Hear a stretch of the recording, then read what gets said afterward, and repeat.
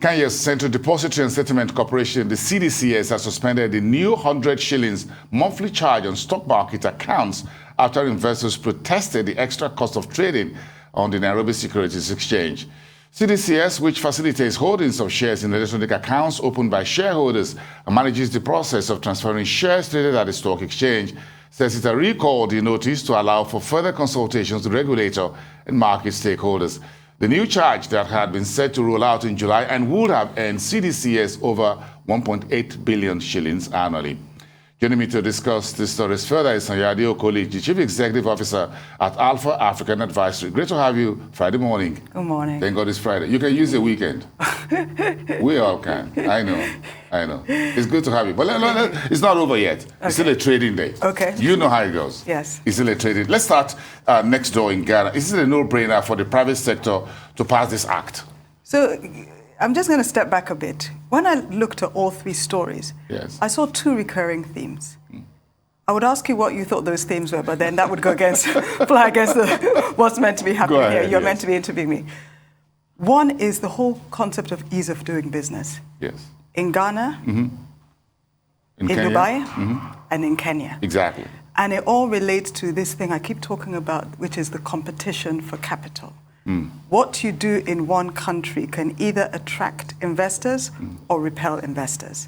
The second recurring theme I saw was essentially globalization and the importance of being able to attract foreign investors and how what is happening in one part of the world affects what happens in the other part of the world. So, going back to your question on Ghana. Yes. If we acknowledge and recognize that there is a global competition for capital, capital is finite, and capital flows to where it will get the best returns for its risk-adjusted investment, then you absolutely have to make doing business in your jurisdiction as easy and as seamless as possible. And as competitive as it could be. Absolutely. I agree with you. So every country will have to deal with these issues. But here is Ghana dealing with debt issues. What's your stance on getting assistance from the IMF? Well, you know, Rotins and I have discussed some of these IMF stories in the past. And the question is always, what does it come with? Because invariably, when IMF is providing assistance, it has certain requirements it puts in place. For example, I think it was in Kenya or wherever, where they had to increase certain taxes. In Nigeria, I know there's certain requirements they put in place. So Ghana is going to have to look at it and do the trade-off between what is required of them for them to be able to get that assistance and what they think they've got to essentially look at it holistically. What other impact will it have on the economy? And again, that goes back to ease of doing business all over again, because if it's easy to do business in your jurisdiction, you're likely going to attract capital rather than debt. Yes. I mean, in terms of borrowing, by the way. Yes. Interesting. The war in Ukraine is ongoing, and no one is sure when that's going to be over. Do you see 2022 reverting back to the 2020 COVID-19 era, struggling to deal with the fallout for emerging and frontier markets? Well, in some ways you expect similar impact, in other ways not.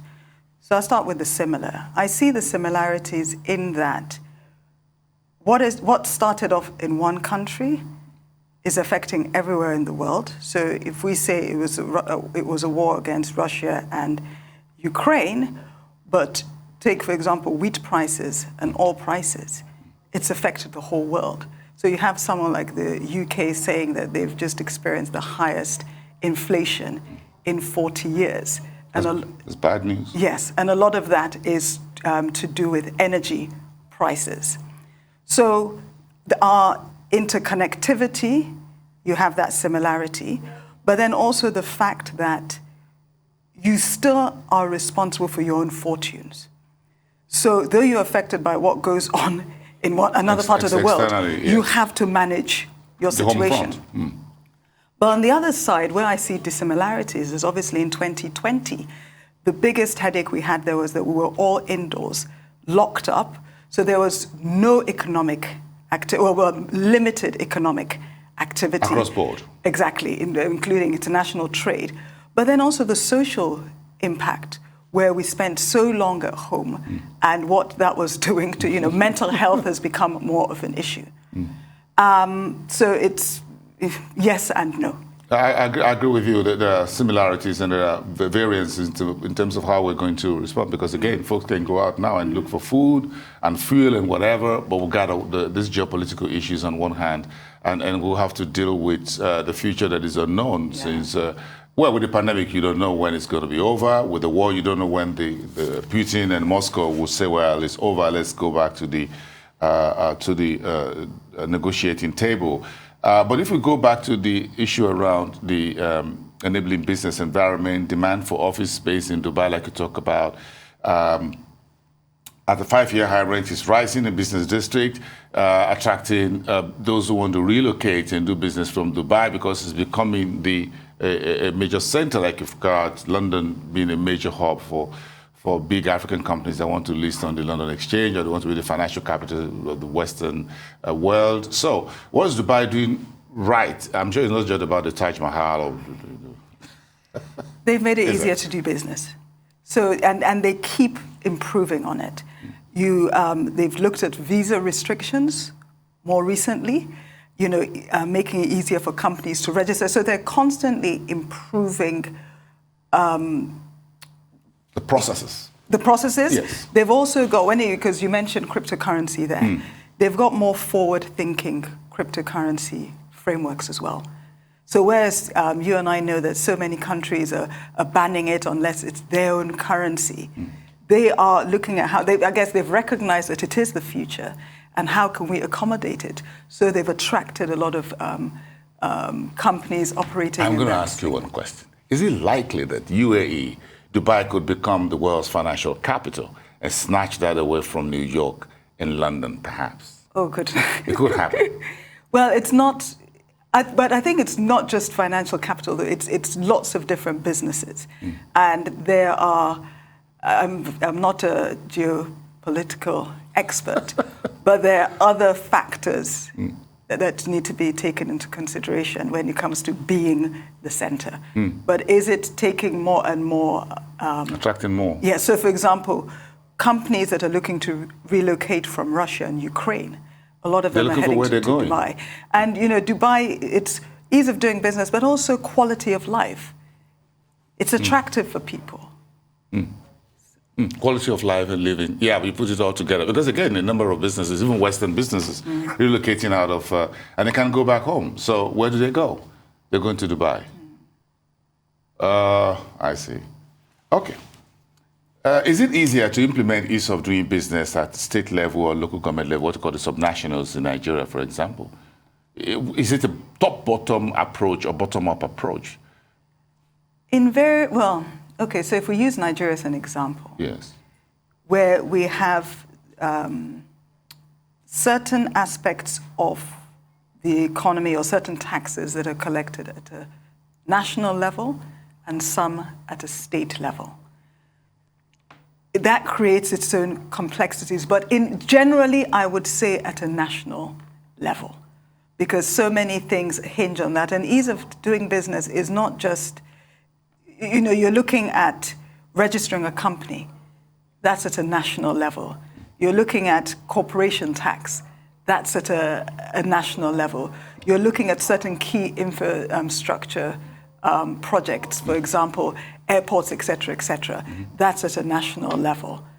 So I would go with national. Yeah, but again, when we look at the processes that are involved in ease of doing business, yes, the federal will build the airport, but the manpower, the processes of passing through the airport, for example. Actually, let me add to my response. It shouldn't be an either or. It has to be a both.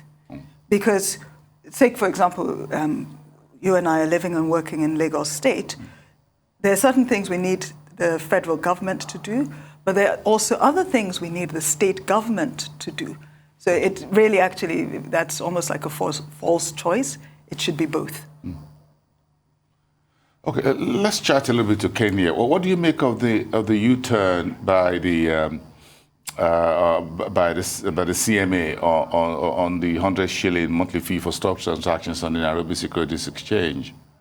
So I think there are two issues there. One is the cost of the charge, which in absolute terms, it's not a huge amount of money. No, it's not. It's under $1 a month. Yes. But it's meant to be targeting a whole, about roughly 25% of the registered accounts are inactive. And therefore, they're not making money from those people. So they're looking at different ways of raising money. But the timing is wrong in that with what's going on in Russia and Ukraine, the impact it's having on inflation globally, you have more developed markets increasing their interest rate, it's making the desire, the hunt for returns that foreign investors were looking for coming to the emerging and frontier markets, there's less of a compelling case because the hunger is high. Well, but interest rates is higher. At home. Say, for example, in the US. So why come and take higher risk in Kenya or Nigeria? So you've had a whole lot of foreign investors pull out of a country like Kenya. For frontier markets. So stock market activity has reduced in the 4 months. And also they lost in a month, they lost about 10% of the value with foreign investors exiting the market. Yes, so the timing is wrong. And, whenever, the expression, no sudden moves, especially at this time, everybody, governments, corporates, et cetera, have to take the mindset. You've got to be very careful about sudden moves because you've always got to look at things holistically. So on the one hand, you might be trying to raise a bit more money for the entity you're running because you've invested more. So, for example, they've invested more to increase capacity, capabilities, and efficiency. Of the CDS. But what's it going to do to the entire market? You've always and overall investment inflows. You've always retaining what you have. It's a very delicate balancing, I know. And I know what they're doing now. So they haven't said we're not doing the charge. We're saying we're seeking wider consultation. Okay. And that's never a bad thing. No, never a bad thing. Never a bad thing. Sanyade Okoli, it's good to have you here. Thank you. Thank you. And now enjoy your weekend. You too.